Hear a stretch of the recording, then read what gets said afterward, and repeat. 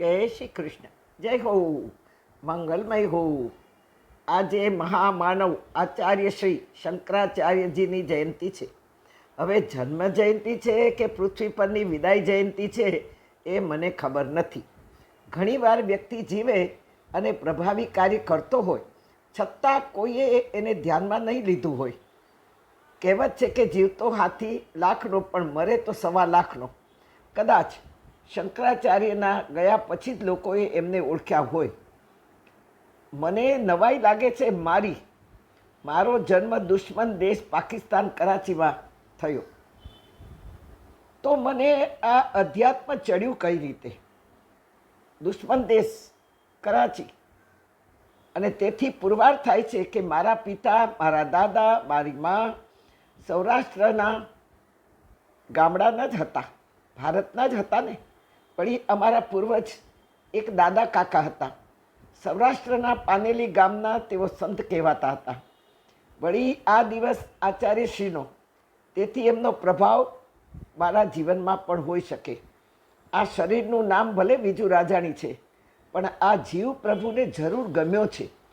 આજે 85મે વર્ષે પણ પોતાના ગુણાનુવાદ ગાવા ભગવાન આ જીવને કેમ પસંદ કરે છે તે એક કરિશ્મા છે.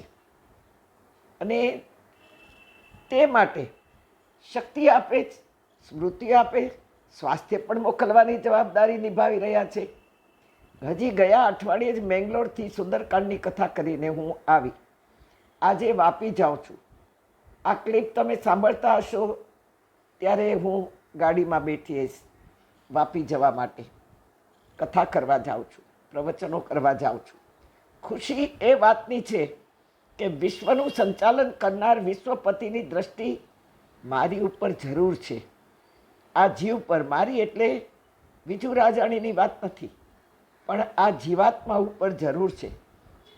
ભગવાનને હજારો નેત્રો છે, હજારો ચરણો છે, હજારો મસ્તકો છે. જુઓ, વિષ્ણુ સહસ્ત્ર ભગવાને જ્યારે ભીષ્મ પિતામહને ગંગાજીની સૂકી રેતી પર બતાવ્યું, દર્શન કરાવ્યા, ત્યારે આ સ્વરૂપ હતું. જુઓ, હજારો મસ્તકો, હજારો નેત્રો, હજારો ચરણો, હજારો કાન છે. ગીતામાં 13મા અધ્યાયમાં ભગવાને કહ્યું છે, સર્વતઃ પાણીપાદન તત્સર્વતોક્ષિશિરો મુખમ સર્વતઃ શ્રુતિ મલ્લોકે સર્વમાવૃત્ય તિષ્ઠતિ. આપણા બધા માટે એમના હજારો સ્વરૂપ છે, પણ એ સમજવા આપણી પાસે 3 વાતો હોવી બહુ જરૂરી છે. આ 3 વાતો 3 દિવસથી ચાલી રહી છે. આપણે આગળ જોયું ને, દવા. તમામ પરિસ્થિતિમાં કડવી દવા પીવાની છે જ. આગળ આપણે જોયું, ન ગમતી વ્યક્તિ સાથે સંબંધો રાખવી એ કડવી દવા પીવા બરાબર. ન ગમતું વેધર છતાંય આપણે જીવવું એ કડવી દવા બરાબર. ન ભાવતી કડવી ફાંકી છતાં આપણે ડાયાબિટીસની સામે લેવી પડે તો એ પણ કડવી દવા બરાબર છે. ન ગમતી વ્યક્તિ, ન ગમતો પદાર્થ, ન ગમતો વેધર, ન ગમતી વસ્તુ, ન ગમતો વ્યવહાર, ન ગમતા સગા, આ બધા સાથે આપણે નિભાવવું જ પડે છે. આ જકાર છે એ જ કડવી દવા છે ભાઈ. હા, તમામ પરિસ્થિતિમાં કડવી દવા તો આપણે પીવી જ પડે છે. અને જે આપણે પી નથી શકતા, અને વાતમાં આપણે ભગવાનને દોષ દઈએ છીએ કે તમે છો તો આમ કેમ.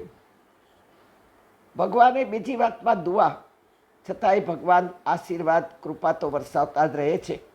સદાય ઓન ડ્યુટી પર છે. ત્રીજી વાત દરકાર, પ્રભુની કૃપાની કદર દરકાર કરવાનું આપણે ચૂકીએ છીએ. કર્મવશાત અથવા ઋણાનુબંધે કડવી દવા પીવી જ પડે છે, પણ સહન ન થતા કોગળો પણ ભગવાન ઉપર જ થાય છે. વળી શ્રદ્ધા હલી જાય છે. હું પણ મને પૂર્ણ નથી સમજતી, બિલકુલ નથી સમજતી, પણ બચપનથી મારું દુનિયામાં કોઈ જ નહોતું. 3 વર્ષની ઉંમરથી મેં બધાને ગુમાવ્યા હતા. કદાચ તેથી જ કડવી દવા પીવાની ભગવાને મને ટેવ પાડી દીધી, અને ભગવાન પરની શ્રદ્ધા મને દ્રઢ થતી ગઈ. ભગવાનની કૃપા દુઆ સાથે સાથે ચાલતી જ રહી આજ સુધી.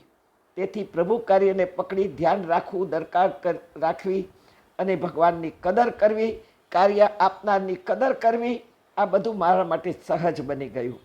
બસ આપ સર્વેની દુઆઓ મળતી રહે તેવી આપ સર્વે પાસે હું પ્રાર્થના કરું છું. જય શ્રી કૃષ્ણ.